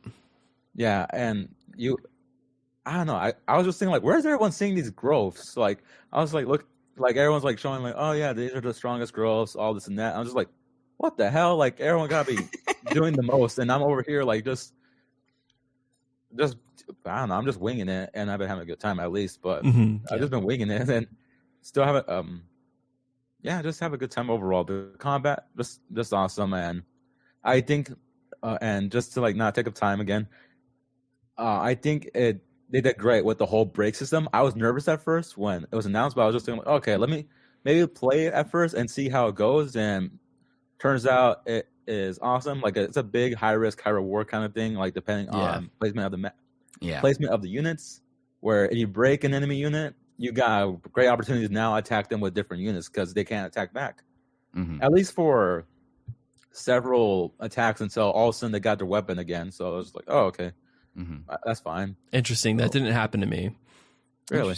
Yeah. No, I broke units and usually was only ever able to make like 2 or 3 attacks until they were dead. Like they died pretty quickly if I was able to make multiple follow-up attacks with them. Interesting. Okay.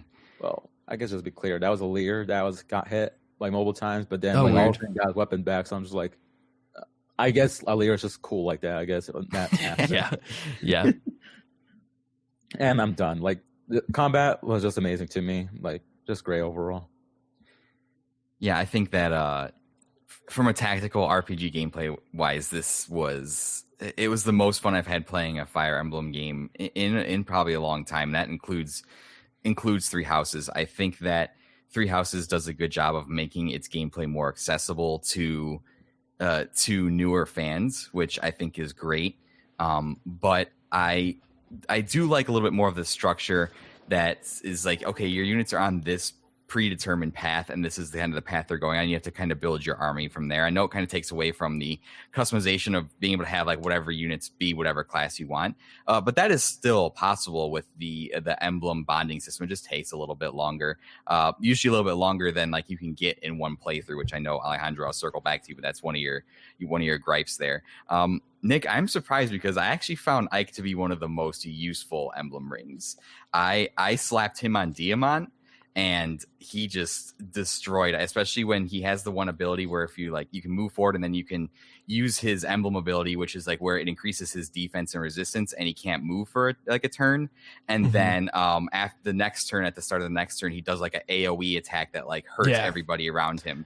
Aether smash or something. The Aether. And basically the strategy being is you want to move your guy into the middle of a bunch of dudes, pop that so that your defense is high and you don't get killed, and then they all swarm you, and then the next turn they all get annihilated. So I found that to be really, really effective with Diamant. It was the point where I just like send Diamant into like the middle of like 30 guys, and it was just that's awesome. Carnage. The other one I had that was absolutely, I felt like was broken. I got to give a big shout out to my boy Louis in this game, because armor knights are not traditionally very highly thought of in Fire Emblem games. They're actually kind of just because how slow they are. But Louis was the fucking MVP of my entire game. He was such a Chad for the whole thing. His defense was so high, he can never get hurt. And then I was insane here. I was like, oh, well, what if I gave Louis the Sigurd ring that gives you +5 movement? And then I was like, oh, what if I give Louis the that man was flying across the map. So I gave Louis the shoes that give you +2 movement, and then when he popped the emblem ring, he got +5. So I had a general that can move 12 spaces in one turn. That was just like, this doesn't make any sense, but it's amazing. So you thought you were safe, but no, Louis would just come charging at you across the map, and there's nothing you could do about it. It was wonderful. I loved it. Lightning Bruiser. So, yeah, it was stupid, insane how broken that was. But yeah, certain emblem combinations did seem to be stronger than certain others. Like, yeah, having Icon Tamara just felt weird to me. Yeah, it was weird, which doesn't make sense because it should feel good because canonically they gave her the ring. Exactly. And I did kind of like try to stay within the, okay, you got the ring in the story. Like, obviously they're giving it to me like for a certain reason, but by the end I was like, yeah, let's just kind of switch this up and see what's going on here. Yeah. But I think in terms of, I really like how the emblem rings were talked about in the story and then translated into gameplay. Because the one criticism I have for Three Houses is that the way that the crests were talked about and how powerful they were was not necessarily translated the best way into the gameplay. Whereas like if you equipped a crest, you'd get like a plus to like attack or a plus to damage or a plus to something. Whereas like the emblem rings are talked about as like, these are the most powerful things in this world. They change the course of battle, and the emblem rings really felt like they did that. It was absolutely incredible, to the point where it's like, yes, the powers that these emblem rings provide to the characters you equip them to can drastically change the outcome of a battle, and they should be like that because that's the way that they're talked about in game. It would be stupid if, they talk about like, oh my god, the Ring of the Hero King is so powerful, and all it does is give you like +5 to hit and +5 defense or something. So I'm really glad that they implemented this in the way that they did, and I'm curious to see how much this comes into play for like I really want to do like a harder run, like a maddening difficulty or whatever it is. Yeah. With these emblem rings on, just to see like how much they impact the fight. So I really like the way that the rings were talked about in game and then implemented into the gameplay. I thought that was really great. And I really like too, one thing about the emblem rings that ties into the story is going back to my point I made about chapter 10 or 11, whereas like for the first 10 chapters, you're gathering all these emblem rings and you have about half of them when you get to chapter 10, and then they get taken away from you. Yeah. And the next chapter, you don't have any to like utilize. Yeah. I think it's cool how like, they're like, oh, you've been building your playstyle around these emblem rings. Well, now you have a chapter where they're all taken away from you. Yeah. They forced you to think again how you play with people. Mm-hmm. And that really fucked me over because I had the Celica ring on Yunaka, which I think is the ring that she gets during her mission that you meet her. Yes. And that gives her the ability to use staves and to heal. So I was like, cool, Yunaka can just be my healer because she has the Celica ring. And I took the healer out. And then when the Celica ring got taken from me, I didn't have a healer for that chapter 11. So I was like, oh no, it created this really cool like narrative thing where I felt like I really have to be careful because I don't have a healer now. So I have to like plan very carefully. And it felt very much like I was escaping with my life. So yeah, I think the emblem rings are one of the coolest mechanics they've had in a Fire Emblem game in a long time, and it just adds this depth to the game that I kind of caught me off guard. And the way that as you raise your bond level with the emblems, that allows you to inherit their skills, and then that allows you to customize your character however you want to. So I think that the ability to kind of play the game the way you want, albeit not in the same way as Three Houses, but differently, it is really, really cool. The only problem I do have with it, and I'm going to use this to segue over into Alejandro, is that I found that without branching game paths and no access to New Game Plus, I wasn't able to do everything that I wanted to do and like unlock all the skills and bond with all the emblems that I wanted to with all the characters and do all the donations to the countries to unlock everything that way. And that really kind of sucked. And I know, Alejandro, we talked about this a little bit, and I know you wanted to talk about it. Lack of New Game Plus really sucks. It does. It was the dumbest thing. I think this was the dumbest thing ever to not have New Game Plus for this specific Fire Emblem game. Because let's look back at the past. We already got plenty of games that have New Game Plus, especially the latest Warrior game. So it's no brainer to have a New Game Plus for this one, especially when things are pricey for this game. Like, holy shit, like, what are the kingdoms doing if they are asking you for like 50,000? Like, oh, okay. The economy is all messed up in this game. The economy is messed up, and you don't get enough rewards for all of the story. There are plenty of story missions where you don't get any gold at all from completing it, which is completely contradictory to the way that Three Houses kind of had it set up, where it's like, even if you do little missions, you walk away with like, like a huge bar of gold or something. And the church funded you every month. They gave you money literally every month for school activities. Right. Yeah. So, and then you got gold skirmishes. Like, sure, those help out a bit. Like, at most, like 5,000 maybe. That was going to be my question. How much did you guys grind in those skirmishes and stuff like that? As much as I needed to, not as much as I wanted to, or else it would be taking too long to play the game. It was literally just a necessity for me at one point because I knew I had unlocked like new weapons, like steel weapons or maybe silver weapons, and I knew I wanted to buy a couple of those to equip them to my like favored units, and I like ran through a couple of like those gold scenarios and just like beat them in the old maps and stuff. But yeah, it seemed like very much I didn't enjoy. I could see myself getting into grinding in this game, but I didn't enjoy it to the extent of like it didn't feel like something I had to do, so I didn't do it. Yeah, with the grinding, I was kind of grinding to make sure I stayed even level with like the level requirement of the story mission, because it tells you going in kind of what your level should be. Sure. But I found some of those later skirmish missions were getting pretty tough, and I lost a couple units in these skirmish missions where it totally caught me off guard. I didn't catch it, and I think that's their way of like them acknowledging, be like, hey, we don't want you to just like grind and be able to easily blast through this game. And that is one of my criticisms of my recent playthrough of Fire Emblem Sacred Stones, is that they made it way too easy to grind up units with like the Tower of Valny or like the infinitely spawning monsters on the map. So I think that was their way of like keeping you at like kind of consistent with the level pace of the story, to make sure it was like challenging, but you didn't completely like steamroll it, but you weren't going to like completely die either. And I agree with again what you guys saying, that the economy in this game it feels very strange in the way that the countries are asking for money and like the rewards you get for doing certain things. And I think that I feel like they knew that, because one of the things that they took away, which I'm very grateful for, is they took away weapon durability for everything except saves. Oh, thank God. Yeah. Yes. My goodness. Yes. I was so happy to see this. I'm like, you mean I can just buy a silver sword and have it? That's fantastic. I love that so much. Yeah. And I really think weapon durability, that's a product of bygone era. I think that's fantastic the way they handled that.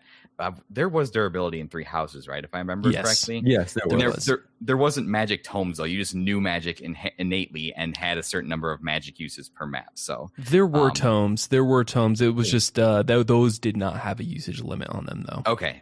Yeah, I forgot the way that worked, but I think that they knew that, and that they were like, oh, if we get rid of weapon durability, then you have plenty of money to spend on other things. It's like, well, no, I'm basically like propping up all of the governments of the world by donating money to them. So no, I don't have enough money to unlock everything in a first playthrough. Yeah, it's ridiculous. Like that's why I currently, after I beat the game, I made sure to at least keep my original save open. I'm just grinding up as much as I could, because one day I will play the DLC, but who knows how long that's going to be. But I just feel maybe one day they will add a new game plus, but when they do they will. I'm going to use that shit straight away for the original save, because I did not want to go through that whole playthrough again. Trying to get as much gold just to just give it away to these ungrateful people. Like, oh, you want you want these garments? Here you go. Like, thanks for all the 50,000 gold. I was like, wow. Oh, cool. I can have a bathing suit for my person now. That's awesome. That's great. Love that. Thinking, like, who's the villain in this game again? Yeah, right. Capitalism is the true villain. Right. Long live socialism. Last but not least. Oh, sorry. No, go ahead. The last thing I was gonna say was that it would also help with bond supports, because I noticed that they're sort of harder to build up this time than before. I'm just thinking this is kind of weird. Like, you think to be a bit more laid back with building up supports, but it took me almost like 3 chapters away from the end to finally get a support with someone. So I was like, that's crazy. But that's it. That's all I had to say. Sorry. Yeah. I think that it's like, it was really interesting, and kind of just to play off of what you guys were saying. Obviously, like the economy was really weird in terms of like what you're able to do at the Somniel, and like thematically the Somniel is also a little bit strange, because like they interweave aspects to it. Like, obviously, like I think it's cute, like the working out sections, like that's cute. Sami was like one of my main pulls, who's this cute little like bunny dog character who's like this little like demon or something, but he's this little tiny cute yokai. He's blue and white, basically dog that follows Alir around the map as you're running, and it has a little whoop whoop whoop whoop as he's like following you through the map, which is super cute. And so I love feeding him and petting him every time, because I want to get my meter with him at the max and see what happens when it actually gets like maxed out for him. So that's something that I am going to be working towards. But Yeah, I think that it's really interesting to think about this game and kind of take a step back and see like what they were doing with it and where they're going. Especially in terms of the combat too, because of how intense it was at times and how purposeful I had to be in like playing around with the different emblems. Like for example, like you guys that were talking about other things that happened during your playthroughs, but like with Alear, again, this is going back to like the cast is way too big. Like you didn't need a cast that was this big. You probably needed like 50% or less character, like 50% or more like characters completely removed from the game entirely. Like I could almost just take the lords by themselves and then have whatever equal number you need to include all of the Fire Emblems that you want, and then just have like the main focus be the emblems themselves. But yeah, like I took Alear from Marth, maxed out Marth, and then in that, after you like obviously all of your emblems get stolen, she was given like Lucina during that fight, and I kept her with Lucina, maxed out as Lucina. But then I actually had Byleth on Diamant at one point, which was really interesting. It was really interesting playing with him in that way and seeing how he was able to do it. His character actually looks really cool because Byleth's character, when you engage, turns people's hair color to purple. And then I switched it over a little bit. I can't remember who I reassigned to Diamant, but I brought Byleth over to Alear, and that seemed to work really, really well with her in like that late stage game, kind of like the end game, and just seeing like just playing around with it. That was one of the main draws, is playing around with it, see what worked, see what didn't work for, the individual characters. I think that like the whole thing about the reveal at the end, obviously with spoilers in this game, but like the reveal at the end of like Alear being the daughter of both Samran and the Sambran and her mother, like Lucina, I think is the name, and or Lumera. Lumera is her mother, and being kind of obviously the combination of those two, but then she has this alter ego, with the red hair that you see in the actual trailers leading up to it, and I thought that like we found out about that a little bit too late. They had this whole dual personality thing going on with Vale throughout the game, which I thought was just kind of like, meh.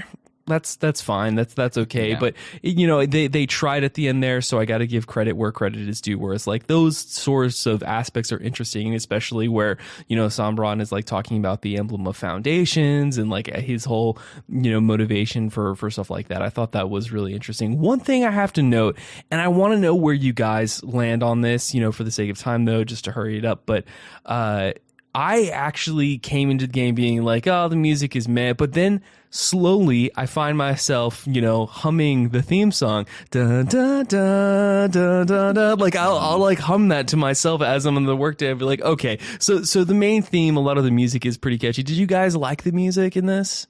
I fucking loved it. Yeah. I was like you. I was lukewarm on it first because I think for me the biggest strength of Three Houses is its soundtrack. That soundtrack, so good. It has my yeah. I mean, you can't. There's no God-shattering star in Engage. Let me just say that. No, there's no absolutely not. Star. Absolutely not. But they were obviously going for a different feel with the soundtrack, and I feel like the soundtrack fits this game perfectly. And I actually ended up enjoying it a lot. And I actually really like the final battle theme a lot too, where like they tie in like this kind of EDM style into like the more traditional orchestra that they have. Yeah, it works really well. It doesn't have any right to work, but it works really well. And yeah, I thought the sound. I don't think the soundtrack reaches the height of Three Houses, but I still think the soundtrack is very, very good. It grew. Yeah, you're right. It did grow on me to the point where that main theme, and Fire Emblem games always do this. They have like the main theme of the game be super catchy for as long as I can, as long as I can remember, going all the way back to FE7. I mean, the theme for Awakening Id Purpose is like my favorite Fire Emblem track of all time, and one of my favorite. That makes me excited to play Awakening. Awakening has its problems, but I love that game. I think Awakening is great, but that's just okay. But yeah, and you're right. For the sake of time, we are kind of running against the StreamYard time limit here. I had two other points that I wanted to make that now I'm kind of forgetting because my mind's going in a million different directions. One thing I wanted to note about this, because we're talking about the gameplay, as a tactics RPG, I think this game is very good. It's incredible. It's one of the best. I think it's my favorite playing Fire Emblem games since Awakening, and definitely since the older Fire Emblem games. The map design is leaps and bounds better than Three Houses. Oh yeah. Way better. They did, and the map. I just felt like the maps in Three Houses like kind of blur together, and they're so samey, and they all kind of look the same. And it's kind of hard to tell what terrain you're on and stuff. In Engage, it's brighter, it's more colorful, it's easy. The map design is, each map feels different. And they brought back so many different kind of like objectives and things you have to do. They pose a lot of challenges as you work your way through the various maps. And it's not just defeat the enemies or seize the throne or stuff like that. There's defend this spot, and for so many turns, there's time limits, there's escape chapters, there's the infamous ship chapter makes a return, which I love the ship chapters. I'll fight anybody about that. They're fantastic. The map where you fight Alir in the past, when you find out that he's or she is the child of the Fell Dragon, with the avalanches, where you have to advance forward and kind of use terrain cover to prevent yourself being pushed back from the avalanches, and there's a time limit. I thought that map was one of the best Fire Emblem maps I've ever played. It's just cool how they implemented all that in. So I think from a tactics RPG standpoint and just a map design and all that stuff, that's really, really where I feel like this game shines. So if you're coming from Three Houses and you're going in and expecting like this politically engaging story and this incredible, like it's not going to be the same for you. But if the gameplay is what you favor more, I think that's where you're going to have a more favorable experience and more favorable opinion of this game. And I think ultimately, while I care about story and I love story and politics in a Fire Emblem game, the gameplay for me was so good that I ended up absolutely loving this game. So that's kind of where I fall off on the gameplay aspect of this. And I know we're trying to wrap up here. So anything else that you guys want to touch on gameplay wise or anything like that? Just great overall. Like, you're right, like the map variety is just awesome, and I do love that this song kind of like for me at least personally, like I love the song straight off the bat, especially what was that one song I just had right now on my phone, Bright Bold Sandstorm on the Storm map. Yeah, like after like such an intense crazy battle of like trying to get away after everything went to shit after chapter 10 or 11. And now like you're in this now you're in the desert, you're trying to say some, you're just trying to save people now, but then like all of a sudden Psalm's music comes on and it's like pumping you up, like, hey, I know you just got beaten down, but come on, let's get back in the swing of things. Like that's how it made me feel. I was like, oh my god, I love this music. And yeah, the gameplay, it was just amazing. Like it really did shine up more, like as you said. Like I mean, like you said, I think this was like the most fun I had with a Fire Emblem game so far. So I just can't say any more than that. Like it was great. I loved it. Yeah, a strong showing. Sorry, go ahead, Eric. No, I was just asking you for closing thoughts, man. Yeah, absolutely. Yeah, strong showing from Intelligent Systems for sure. Obviously, like I don't know if I explicitly said this at the beginning of the show, is that like, I always try to correct myself or rein myself in when I know that I'm being a little bit critical of this game. But the bottom line is that this is that it is what it is, and I have the capacity to really love the gameplay where this game shines and forgive it for what it's not, which is anything close to Three Houses. So at the end of the day, you have to go into this expecting something that, exactly like we said. I think that our reviews in this sense are critical for players who are on the fence about playing this game, is like to really know what you're getting yourself into, because it's not by any means a completely short game. It is a tactical RPG. There's less emphasis on romancing, so it's not going to be your tactical waifu simulators. Waifu simulator. Yeah, you got to be smart about it, right? And I think that there is cohesion in this game as a package as a whole, but I also like to think of this game as a time buyer for Intelligent Systems to, put this out or have their B team be working on this while they have a backup A team that is working on some of the title that's going to be a tentpole, a pillar title for potentially what we might see as a Switch 2 later on in the life cycle of Nintendo. or a remake. I would love a remake. Oh my god. Go ahead. Dracula 7076 remake or genealogy will be awesome at this point. Yeah. Yeah, and I think Alejandro might be right. I think that doing this game and kind of introducing everybody to all of these different characters from across the Fire Emblem timeline will open people up to potentially maybe having a large scale remake of an older title, whether that be Genealogy or FE6 or 7 or something like that. Because people will be like, oh, I recognize this character. They're from Engage, and not just like, oh, who is this character? But yeah, it definitely feels like a celebration. Definitely feels like they were like a lot of older school Fire Emblem fans had critical problems with Three Houses, so they're like, okay, we really want to make something that's like people want the gameplay, and for a while that's what, until Awakening, the gameplay is the main thing that drove these games, until Awakening kind of started shepherding people in the direction of like the more social sim aspect of the game. So yeah, it'll be interesting to see kind of the direction that Intelligent Systems takes, and it's just truly amazing to me that we're living in 2023, the year of our Lord, and we've gotten a Fire Emblem game in January, and we're getting Advance Wars in April. So let's go. My childhood is like coming back to me, and I can't. And while Intelligent Systems isn't involved with the Advance Wars remake, I can't believe it. It's truly incredible that I'm getting entry into one of my favorite series of all time, and I'm getting a remake of one of my favorite games of all time. It's absolutely nuts. So yeah, on that aspect, I think we've done a good job. We had some critical discussion. This was everything I hoped it would be, and I think just talking with you guys about it now, and Alejandro was talking before, like we had some stuff that we liked, we had some stuff we didn't like. It's by no means a perfect game, but I think that I can comfortably say if you are a more old school Fire Emblem fan, I think you'll like this game. If you love Three Houses, I don't think you're going to think of this game as favorably.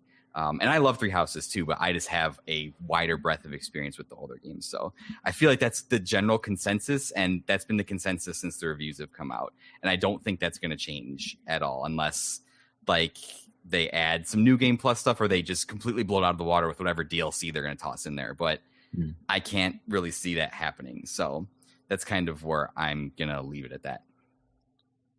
Yeah. Anything else before we close out, boys? I don't know. Fun facts. I'm just kidding, but no fun facts. Well, I got to throw this way back. But Nick, when you say like, there's a lot of characters to like, oh man, it could have been worse. We could have got a Shadow Dragon level of character amounts. Yeah, and FE6 too, wasn't there like 60 characters in FE6? Like there were, if I remember, there were so many characters. It's like, why do we have this many characters?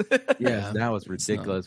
I think they were hoping for you to mess up or something. I think they're assuming that you're playing on hard difficulty and your people are dying, dropping like flies left and right. So they're just giving you an excess of characters to plug in for units if you need to. I refuse to lose people. If people die, I will start the chapter over. I absolutely. refuse. Yeah. Absolutely.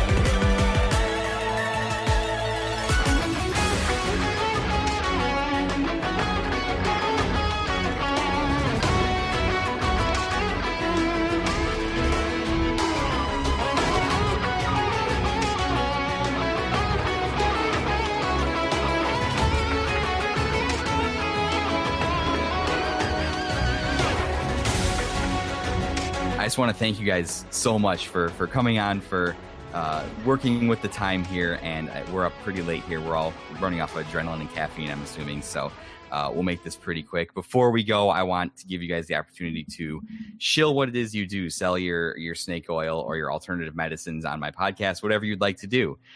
So Alejandro, I'll let you go first. Why don't you let the good people know where they can find you and what it is you do at Random Gamers Corner? Okay, Random Gamers Corner you can find on, any podcast platform you listen to, like Apple Podcasts, Spotify, or Anchor, like any of those, and we talk about games. Mostly talk about games now, like especially when I'm trying to focus more on like trying to do reviews or some game topics, or try hopefully get some more guests to like do random discussions here and there, like interesting stuff like that before I start relying on off-topic things like anime and such. But yeah, that's the whole gist of what I do. Like if you want to hear a stuttering mess, then there you go. That's a podcast for you to listen to. It's not true, Alejandro. You have a beautiful voice, sir. Thank you. Like, thank you for thinking. I don't know what to do with my hands. Yeah. So I'm Nick Fakori, by the way. I am the co-host of the Friday Night Gamecast. If you're interested, obviously, in podcasts that are focusing on news, industry rumors, new releases or game reviews in general, we are kind of that one-stop shop. I am joined by my co-host Will when we're in our mainline seasons, and we have really, really awesome, engaging, deep dive discussions and sometimes arguments about some of our favorite games and favorite franchises of all time. And so it's I think we have a great show, and that's something that people really are looking forward to see, like what they can expect from season 2 of Friday Night Gamecast. But we are in an interstitial season right now. I'm doing a show called the FNGC Fireside Talks, where I'm bringing in all of my friends from the community. Both Alejandro and Eric got to join me for different episodes respectively. Alejandro covered Dragon Age, and then Eric and I talked about Destiny. It was really, really fun. And so like I strongly encourage everybody to go and check out some of these awesome episodes and some of the content that we've done for the Fireside Talks. And it's just nice, cozy game talk that you can go and just curl up by the living room, fireplace and just hang out and listen and have a good time.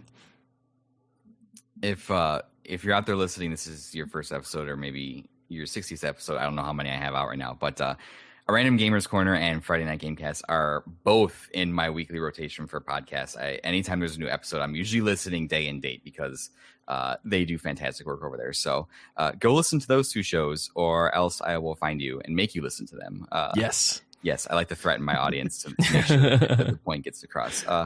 As far as I go, if you're listening to the show, hi, my name is Eric. You've already found the show. Thank you so much for listening. If you want to keep up with everything going on here, you can go over to linktr.ee/Unlockables podcast. I guess link trees aren't cool anymore, but I'm still going to use mine because I bothered to set it up.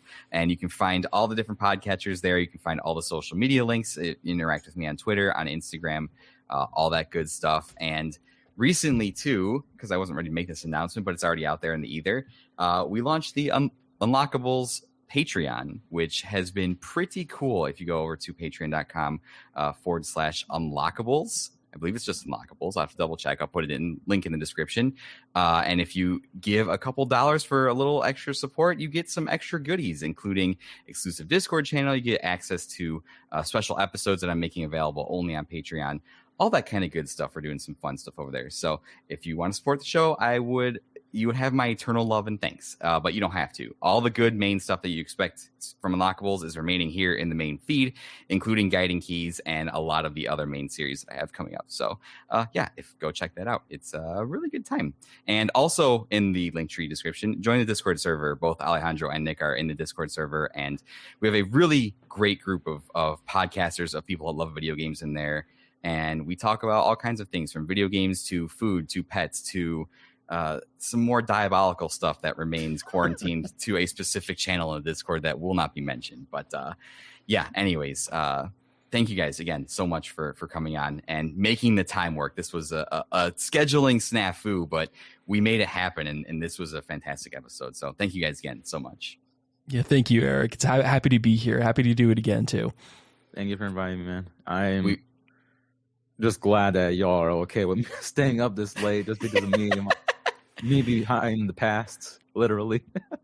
Well, I knew as soon as I wanted to do a Fire Emblem episode that Alejandro, you and I kind of bonded over it. So of course I wanted to have you on there, and I wanted to have Nick as well back for, I guess you call my season 2 of the podcast, even though I'm not really calling it season 2, but it's basically season 2. I don't know at this point. It's just the fiscal refresh of the Unlockables. Right. Yes. We are in fiscal year 2, which started in March. And that's been going strong. So again, thank you guys so much. And everybody out there listening, thank you so much for giving us a little bit of your time. We're going to wrap it up here. And As always, I say at the end of every episode, it's not just the story of video games, it is the story of you. Have a good night, everybody.